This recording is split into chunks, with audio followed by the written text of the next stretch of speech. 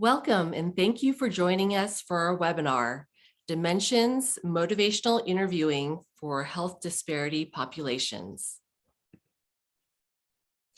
My name is Dr. Cindy Morris, and I'm the Clinical Director at the Behavioral Health and Wellness Program, or BHWP, at the University of Colorado Anschutz Medical Campus, Department of Psychiatry.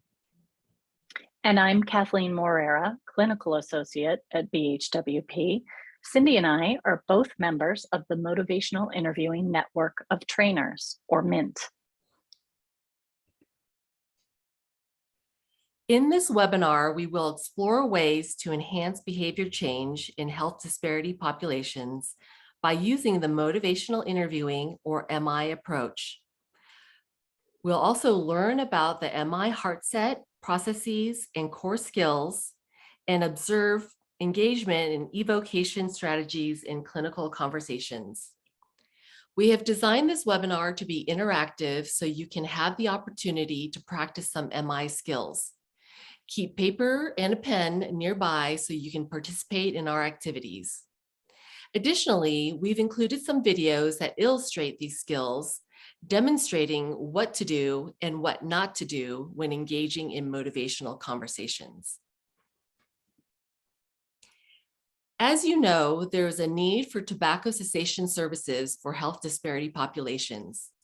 And we are all aware that it's not enough to simply make available services designed for the general population. With the unique characteristics of different priority populations, it is essential that we offer interventions that match the specific needs of the community, as well as maximize access to these services. As such, we need to tailor our interventions, taking into consideration language, education, beliefs and values, stigma, discrimination, trauma, implicit bias, access to healthcare, among others. In addition to tailoring interventions, we want to consider our communication style as we interact with people. As you may be aware, the way that we communicate has a direct impact on the reaction and responsivity of the person to whom we are talking. Through our words, we can encourage engagement or disengagement, motivation or discord, change, or the lack of change.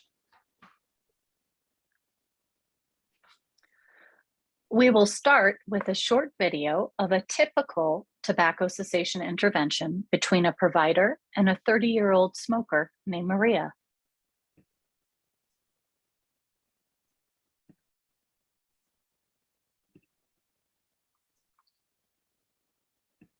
Hello, Maria. It's nice to see you.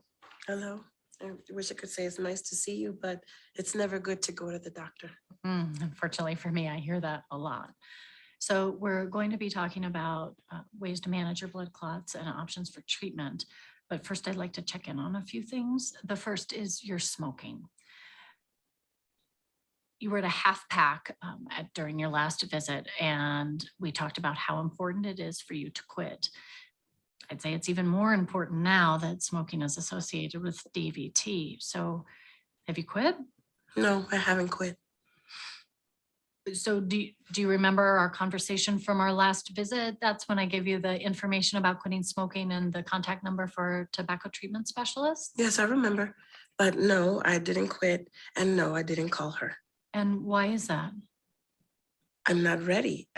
And I'm too upset to talk about this. I don't mean to be rude, doctor, but I've had a hard time lately, and I'm not in the mood for you to get mad at me for not quitting. I'll let you know when I'm ready and we can talk about it. But here, now, today, I'm here to talk about my blood clots. Well, we're on the same page then, because that's exactly why I'm talking to you about quitting smoking, because smoking is a major risk factor for DVT. Even if we treat you now, if you don't quit smoking, I'm afraid the blood clots will return again. Let's just talk about my treatment right now, okay?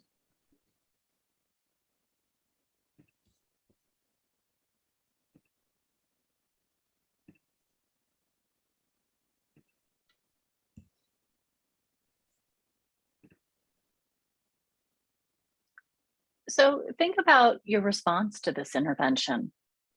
How did this interaction go?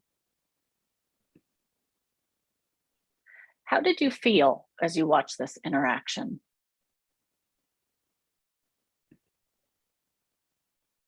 What do you think it was like for Maria?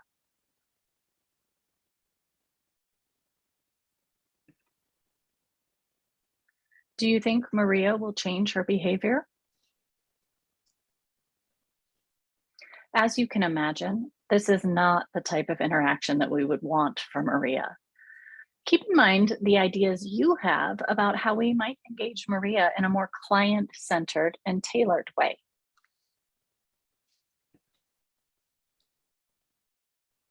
Now, before we start our conversation about motivational interviewing, we'd like to talk about motivation. What is motivation, and what are some aspects of change that we need to consider as we look to engage individuals in the change process? Let's begin with an exploration of motivation. Motivation is an ever-shifting state that is needed for change. It is a fluid state as opposed to a fixed trait. Because it is fluid, motivation increases and decreases in response to different variables.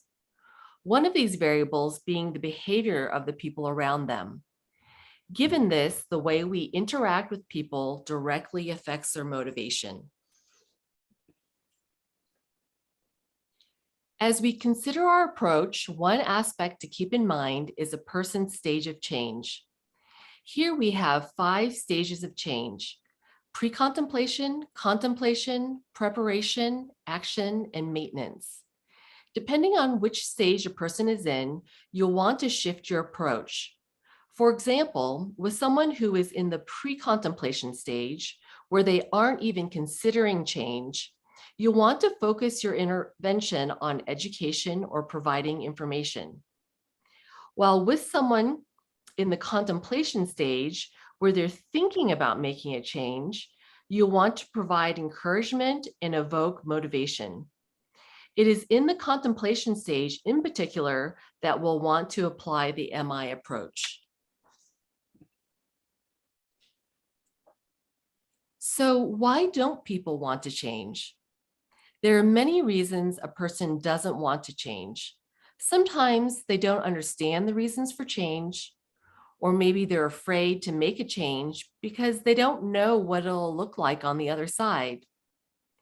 Perhaps they want to change, but don't know how. And whatever the reason, change can be hard. In particular, it can be hard to decide to change long-term habits like smoking. There are many benefits to staying the same. It doesn't take any effort or work. And in the case of smoking, a person's identity is connected with being a smoker.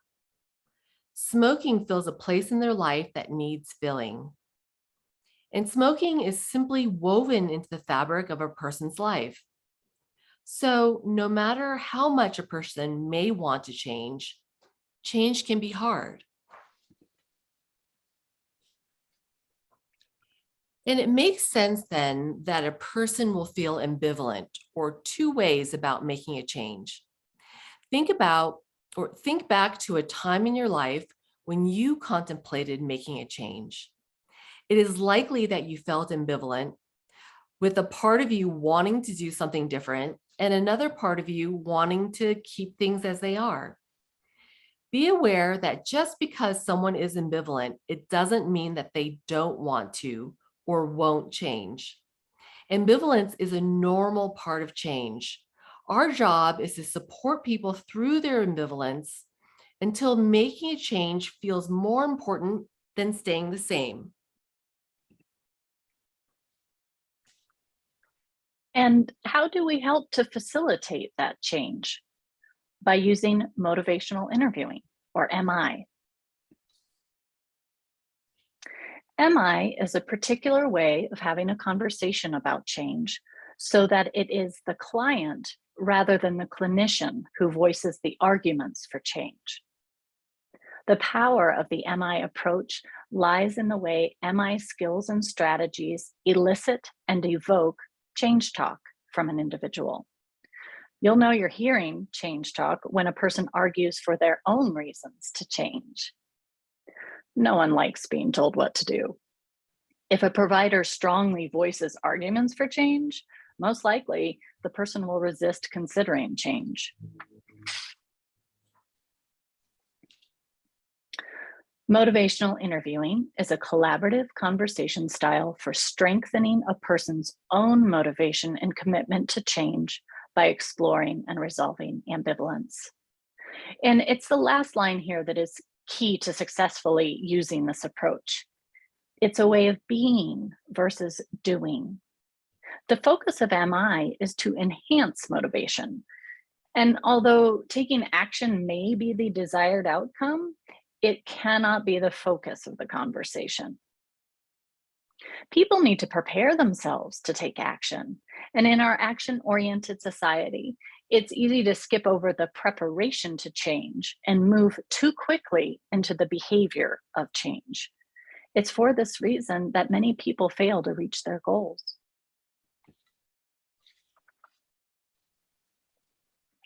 The MI approach is used worldwide and practiced in 35 countries and 20 languages. There's an international membership organization for motivational interviewing trainers called Motivational Interviewing Network of Trainers, or MINT. The MINT has members from diverse backgrounds committed to improving the quality and effectiveness of counseling and consultations with people about behavior change. The MINT promotes MI across cultures, languages, and contexts. We know that MI is a style of communication that can be aligned with the trends and priorities in the caring professions across different populations and cultures. The MI emphasis on collaboration and autonomy to elicit thoughts and feelings about change is of great appeal to those who may have experienced oppression or discrimination, including health disparity populations.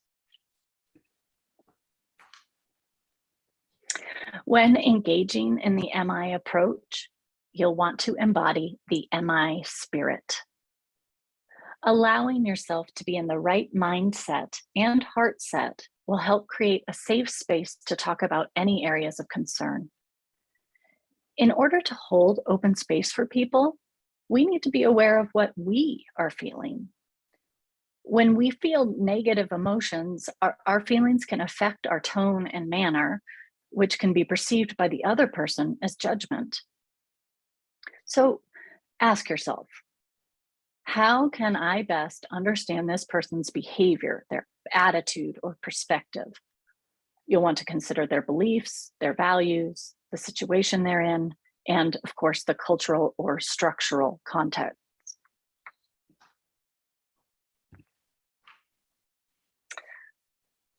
MI requires deep listening. If you notice that you are doing a lot of the talking, you are not practicing MI. You want to listen more than you talk. And while it may feel good for you to give advice and information, it does not translate into behavior change and can contribute to provider burnout. Behavior change should come from an individual's internal motivation.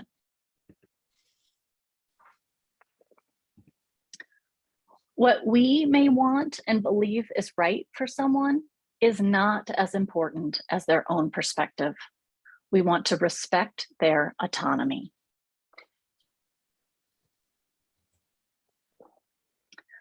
A key aspect of motivational interviewing is to have the right heart set. Just as the correct mindset is needed to apply MI techniques, the right heart set is needed as well. You'll want to approach people with the underlying perspectives of partnership, acceptance, compassion, and evocation.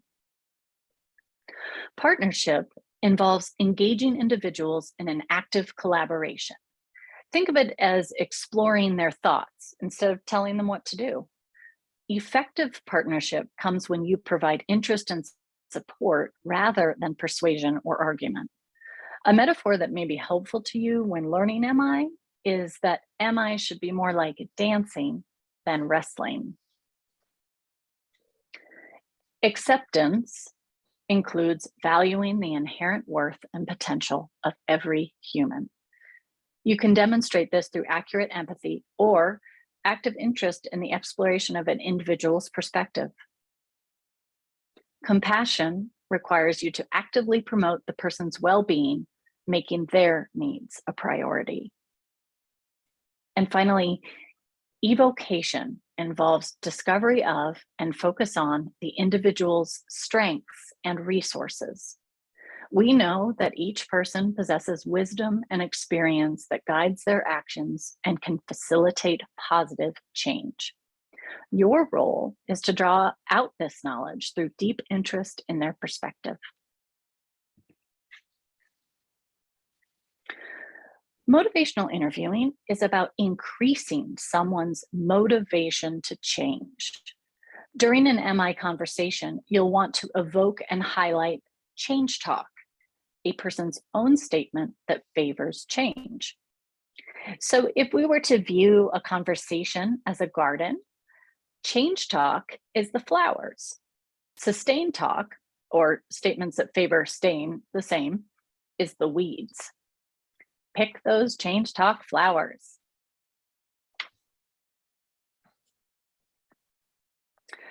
There are 4 central processes to MI: engaging, focusing, evoking, and planning. Engagement is a process that can take minutes or months to establish. When people are engaged, they will share their thoughts and experiences with you and listen to your ideas. When people are not engaged, they will have trouble opening up and may discontinue your conversation.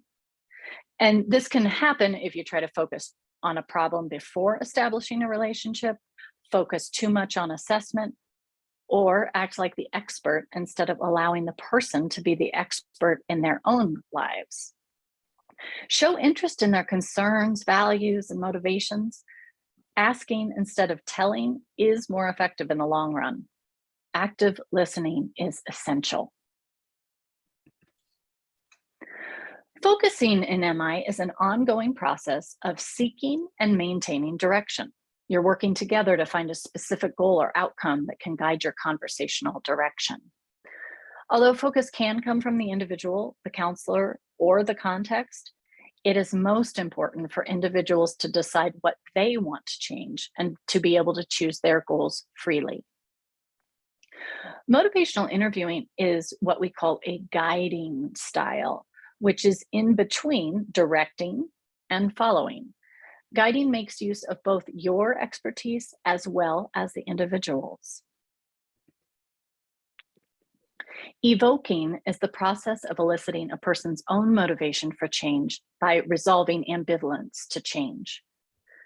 With any decision to change, ambivalence is an important part of the process. You'll hear ambivalence reflected in a mixture of talk that supports both change and staying the same. You'll want to create and seek out opportunities to help people make statements that move them towards change. It may be talking about the advantages of changing a particular behavior or the support available for making a change. You'll want to evoke an individual's motivation by asking evocative questions or using summary statements. For example, you want to stop smoking and are interested to see what you can do. Planning involves commitment to change and the creation of a concrete change plan. The planning process builds on the same skills used in engaging, focusing, and evoking. The task during planning is to elicit a change plan from the individual. The more specific the goal or plan and the steps toward it, the easier it is to observe progress. Respect a person's autonomy by supporting their approach to change. When collaborating with someone in planning, you will give the same attention to change talk, collaboration, and ORS, the core MI skills. Now that we've defined MI, talked about the MI spirit, and explored the 4 processes of MI, Let's turn our attention to the core MI skills. There are 4 basic MI skills known as ORs that can be used strategically in your interactions. Open questions, affirmations, reflections, and summaries. We'll take them one at a time, provide some examples to illustrate each skill, and engage in some practice. Now, open questions are questions that require a longer answer. They are not yes or no questions. They cannot be answered with a single word. Although you can't avoid closed questions altogether, you'll want to limit your use of them. Open questions allow for a fuller, richer discussion by encouraging people to talk, using their own words to tell a story, or come up with a thoughtful answer. In this way, they are conversational door openers and help to keep the conversation focused on the individual. Now let's practice crafting an open question. Here we have a closed question. Do you want to quit smoking? Now, how can you rephrase this question to make it an open-ended question?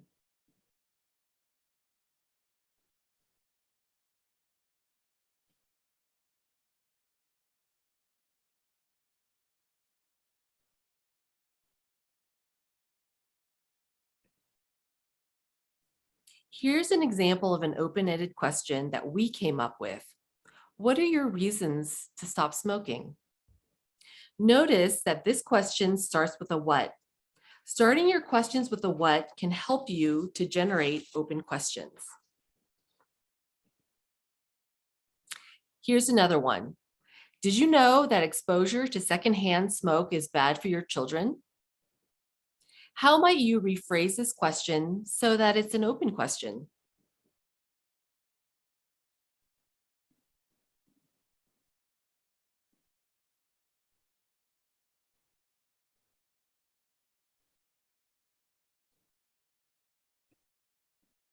This is what we came up with. What do you know about the health effect of secondhand smoke on your children? Remember, you can check to see if your question is open by asking yourself, can I answer this question with a yes or no, or with one word?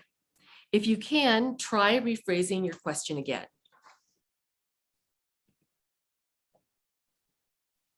When people feel supported, appreciated, and understood, they're more likely to engage in the change process with you. It feels good for them to work with you. And it's for this reason that you'll want to offer people affirmations during your conversation.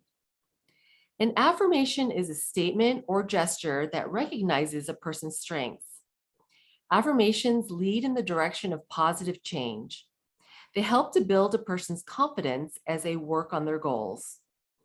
Through your use of affirmations, you can help to celebrate any steps, no matter how small, towards their health behavior change goal. For example, you may affirm, it takes courage to make the decision to change. Of course, you must be genuine and congruent when offering an affirmation. People know when you aren't telling the truth or saying something that you just don't believe.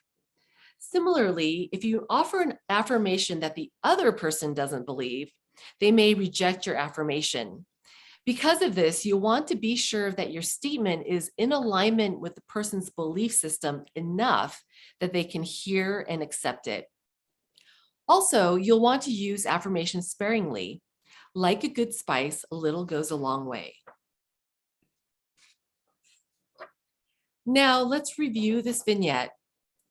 Renata smokes a lot. Both her parents smoked, and it comforts her. She knows it isn't good for her and is tired of her wife, Alicia, reminding her of it. She realizes that her smoking negatively impacts her health. No doubt her constant cough and high blood pressure are evidence of its effect. At some point, she knows she will change her behavior, but just not yet. Indeed, with all the other things happening in her life, smoking is the one thing she does just for herself. While she's not quite ready to quit completely, she's been able to cut down to 1 pack a day. She's also started to take walks while she smokes so she doesn't expose Alicia to her secondhand smoke. She knows Alicia's right when she brings up her concerns, but it still makes Renata feel angry. What we'd like you to do first is identify as many of Renata's strengths as you can. Take a moment to write down the strengths that you can see.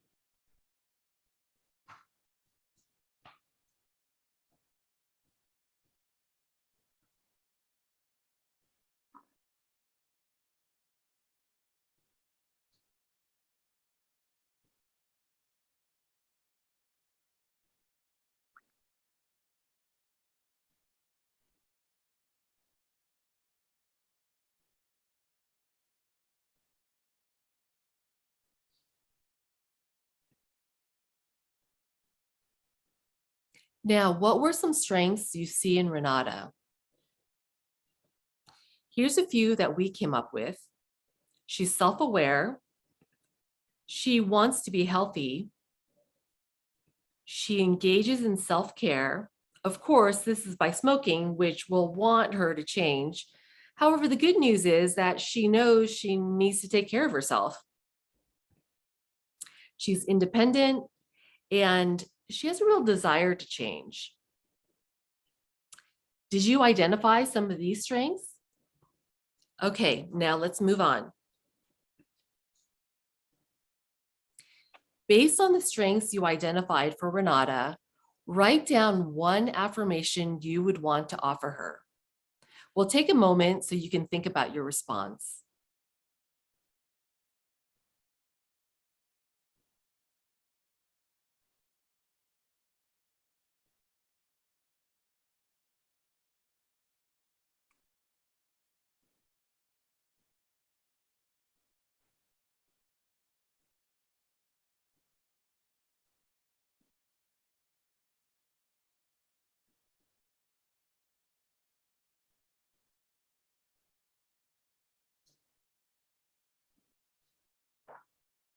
Okay, so we came up with two affirmations.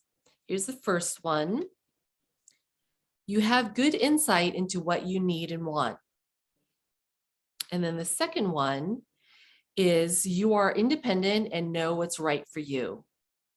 As you can see from the second affirmation, it sounds like we are supporting her smoking behavior. However, the key here is we want to affirm her independent nature and create some dissonance around the choice she is making to smoke. We hope it will make her stop and think, is smoking right for me? Next, we have reflections. In order to offer a reflection, you'll need to engage in reflective listening. Reflective listening sounds simple, but it can be challenging to implement. You want to listen to the words the person says, as well as the meaning behind them. Then you can offer a reflective statement that matches what you heard. If you reflect accurately, your statements will keep people thinking and talking. The approach that works well is one in which you listen for a theme or underlying message that the person is communicating. For example, if someone says, I keep trying to stop smoking, you may want to reflect back, you want to stop smoking and have taken steps to achieve your goal. These kinds of statements demonstrate your desire to understand what they have shared. In order to provide accurate reflections, you need to listen carefully.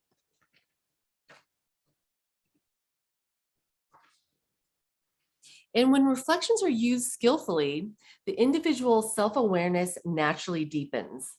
People sometimes are amazed when they hear their own words restated. It is almost as if they are hearing them for the first time or had not been at all aware of their own wisdom. In an environment of acceptance and understanding, people feel safe and supported, free to let down their defenses and speak honestly about all aspects of behavior.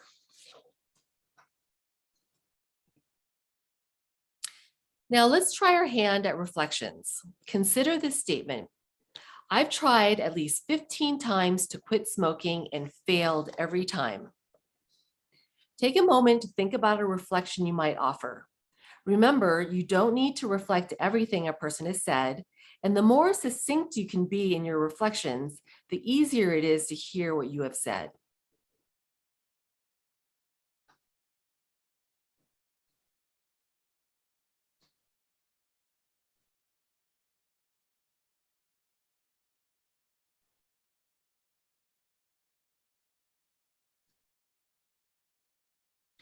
So we came up with 2 reflections for the statement. The first one, quitting smoking is really important to you. And the second one is, you've gained a lot of experience through your quit attempts. Now notice that both of these statements are positively focused and designed to elicit statements that support change. Here's another statement. I've got cancer, for heaven's sake. There isn't a day that goes by that I don't kick myself for smoking. But really, what's the point in quitting now? It's too late for me. Think about a positively focused reflection you might offer.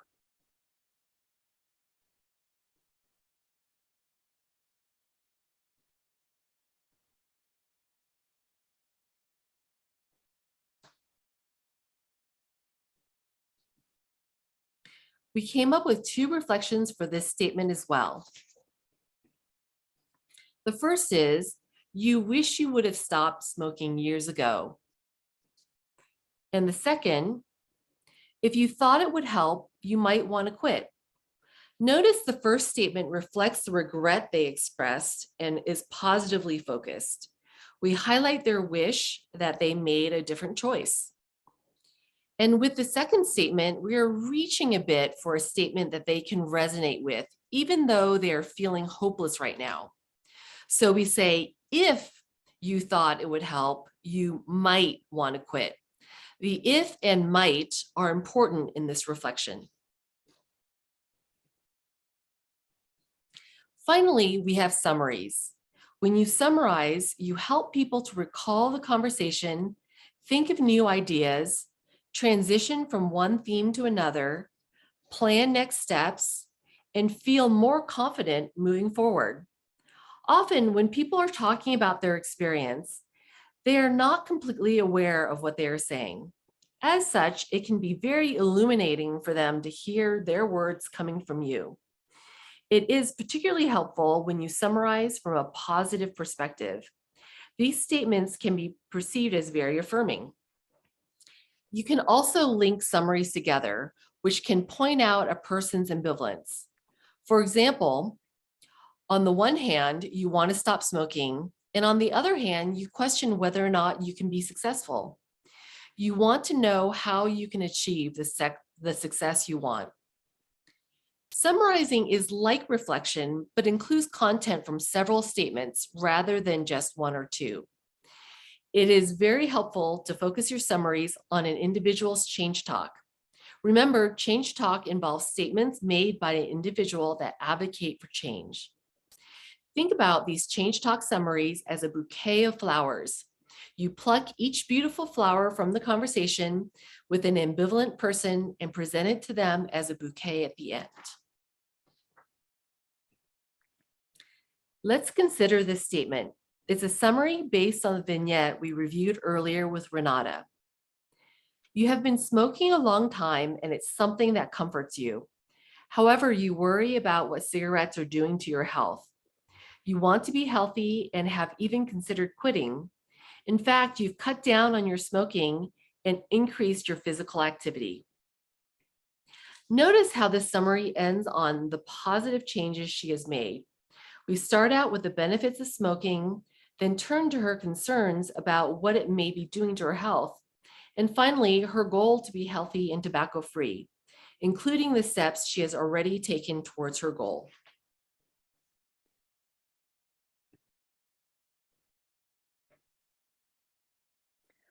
We're sure you remember Maria's first unsuccessful encounter with this provider.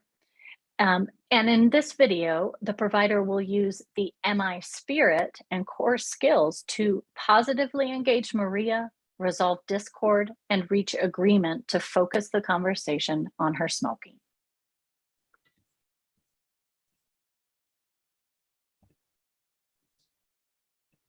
Hello, Maria. It's nice to see you again. Hello? I wish I could say it's nice to see you, but it's never good to have to come to the doctor. Unfortunately for me, I hear that a lot. So we're going to talk today about how to manage your blood clots and some options for treating. But first, I wanted to check in on your smoking status. In our last visit, I recommended that you begin to think about quitting, and I would be interested in hearing your thoughts. Well, I haven't really thought about it, actually. I thought about canceling this appointment because I knew you were going to bring it up again. Talking about smoking with me is hard for you. Yes, it's because you're going to tell me to quit like you always do.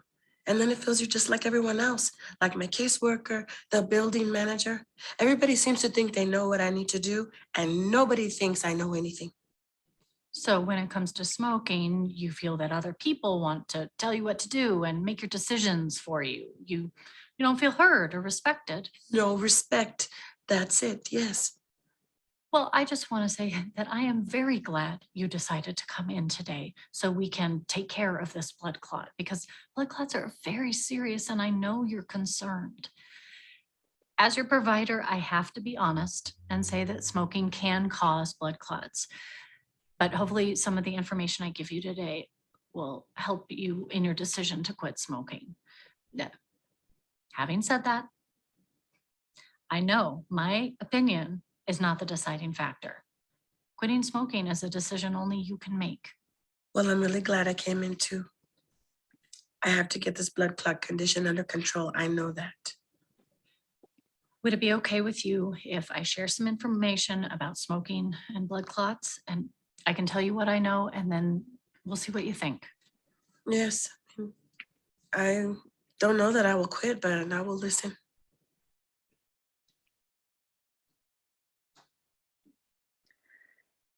Did you notice in this segment that the provider used a very different approach? First, she begins by asking an open-ended, non-judgmental question that invites Maria to share her thoughts. This creates a collaborative start to the conversation in which Maria feels like a valued partner. You likely noticed a change in Maria's body language and the way she begins to talk more. Then the provider reflects back Maria's sense of frustration and feeling that she is not being respected. Next, the provider states clearly that the decision to quit smoking is a decision only Maria can make. This indicates a support of autonomy, and its effect is a rise in Maria's confidence and experience of being respected.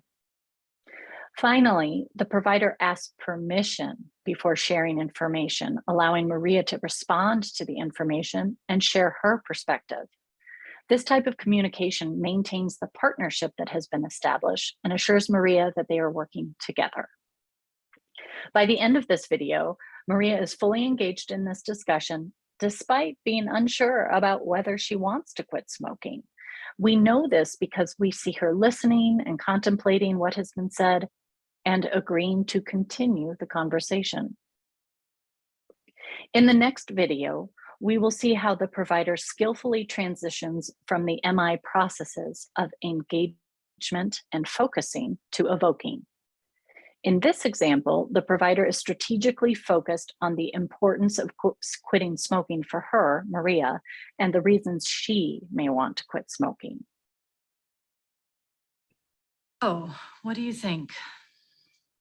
I always thought that the blood clots came from my mother, like passed down, like genetics. I didn't know that smoking could cause this. I just thought that blood clots ran in my family. I guess I also didn't get how dangerous this clotting can be. You seem surprised and a little more aware now of the smoking risks. I guess so, yes. So Maria, I'd like to get a better sense of what you think about smoking. So on a scale of 1 to 10, with 1 being you don't think it is at all important that you quit, and 10 being you're ready to quit today, where would you put yourself? Well, if you had asked me when I first came in, I would have said less than 1. But Now I would have to say a 4. Why a 4 and not a lower number? That's a good question. Let me think about it. I guess it's a 4 because of the blood clots. The blood clots are really heavy on my mind right now. So having a better understanding of how smoking adds to the risk of blood clots increases your desire to quit. A little, yes. What else, if anything, makes quitting important to you? You know, the bigger thing for me is the fear of being evicted from my apartment. There's a rule that we can't smoke in the house, and I stick to it for the most part. But the other day, I smoked out the window, and that was only the second time I've done it. But don't you know, the building manager caught me. So now I am sure she's going to be watching me even more. I can't lose my apartment. The possibility of losing your apartment because of smoking really upsets you, in addition to your health. I would hate to think that my Santi and Theo lost their home because their mom chose smoking over abiding by a stupid code, even if I hate that rule.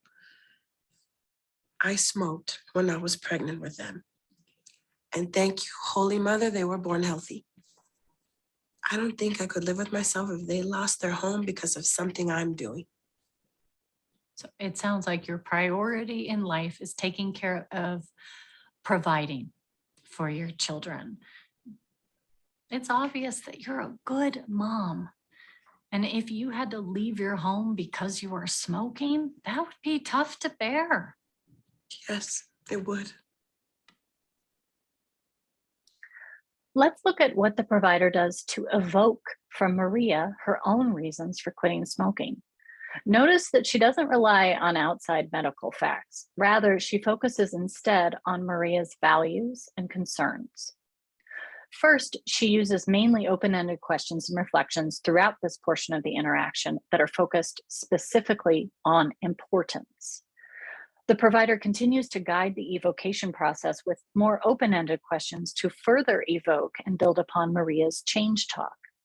Change talk is simply Maria's stated reasons for quitting smoking. Notice too that the provider reflects back what Maria has said to highlight the importance of what Maria has said and its connection to her core values. Finding a balance between Maria's values and her current behavior creates the best conditions for change. By the end of this interaction, we see that Maria has gotten in touch with some of her thoughts and feelings about quitting and why quitting might be good for her. We get the sense that this way of thinking is new for Maria. She seems to be learning or remembering what is really important, the safety of her children. Maria is tapping into her values and internal motivation to quit smoking. And now in this final segment, we will watch the provider continue to engage in the process of evocation. So let me ask you a slightly different question. On that same scale of 1 to 10, how would you rate your confidence to quit? Confidence. Ooh, I'd have to say a 2. So you are not feeling very confident right now. No, not confident at all. I mean, I've tried to quit so many times and I just can't do it. So you've been persistent in trying and haven't been successful yet. Still, you said a 2 and not a 1. I'm curious about that. Well, the only reason I said a 2 is that I tried quitting smoking when I was pregnant with Santi and Theo both. I went for 2 months without a cigarette with Theo, and I didn't make it past that. And I was really mad at myself for that. I really wanted to quit for my babies, and I failed. I guess I'm just hopeless. I mean, who keeps smoking when there's a baby inside? It sounds like you really feel like you've let yourself and your children down, and that's hard to accept given how much you love your kids. Yes, and I'm doing it again right now by not following the rules. I'm addicted to cigarettes, just like a drug addict. In the end, the cigarettes always win. So what do you think Sante and Teo think about your smoking? Santi yells at me. And sometimes Theo cries when I go out to smoke. He says, Mama, smoking is bad. So you know it would be best for you and your children if you quit. If you had the right support and tools to manage this addiction, if you believed you could do it, you would. I'd like to think so, but I just don't think I can do it. You quit for 2 months when you were pregnant with Teo. How did you do it then? I don't know. I just did it. I fought the urges with sucking on straws and some hard candies. I just did it. So you were able to quit on your own for 2 months. That's impressive. Have you ever used any other form of help like nicotine replacement or support groups? No, I think people can quit if they really want to. I'm just too weak. Ah, wow. You must be pretty hard on yourself. What would you say if I told you that very few people, only 4% of us are able to quit successfully cold turkey? No, but really? Mhm. Is that true? Yes, and most people try many times before they're successful. Their medications and groups, and I'd be happy to share that information with you. I'd like to help you if that's something that you'd like. Well, I don't know. Let me think about it. Can you give me the information again? The booklets, the brochure you gave me before? I didn't want to tell you, but I threw them away when I got home. But I really want to read them this time. That's great, Maria. You can look them over and I'll have our tobacco treatment specialist, Sonia, follow up with you. We have an excellent tobacco treatment program here, and I believe that Sonia can help you quit when you're ready. Okay, when would be a good time to check back in? She can call me next week and I'll let you know. I may be ready to try again. Absolutely, and I'll have Sonia call you. I just want you to know that I understand how hard it is for you to talk about quitting smoking, and I really appreciate it. So, would you like to talk about how to manage your blood clots? Yes, that sounds good. All right. Here we see that the provider focuses on evoking and building Maria's confidence. She continues to ask open-ended questions and make reflections specifically on confidence, drawing out Maria's past successes and statements of ability. She also affirms Maria's values and concerns for her children. Through this process, Maria begins to feel increased confidence and hope that she can give quitting another try. We see Maria smiling and sitting taller in her chair. And it is only at this point, when Maria's motivation is high, that the provider provides resources and helps Maria set a plan to contact the tobacco treatment specialist. Had the provider attempted to move to a plan prior to Maria being ready, it is unlikely that she would follow through. By using the MI heart and skill sets across the MI processes, the smoking cessation conversation was successful. To summarize, we demonstrated the spirit of MI: partnership, acceptance, compassion, and evocation. We also demonstrated the core set of MI micro skills: open questions, affirmations, reflections, and summaries. We showed how the MI heart set and micro skills can be applied across the 4 processes of MI: engagement, focusing, evoking, and planning. As you've learned in this webinar, motivational interviewing is a naturally tailored intervention for health disparity populations. The expert in their own life, and with MI is possible. Thank you for your participation in our webinar, Dimensions: Motivational Interviewing for Health Disparity Populations. If you need additional resources, training, or education, please visit our website at www.bhwellness.org.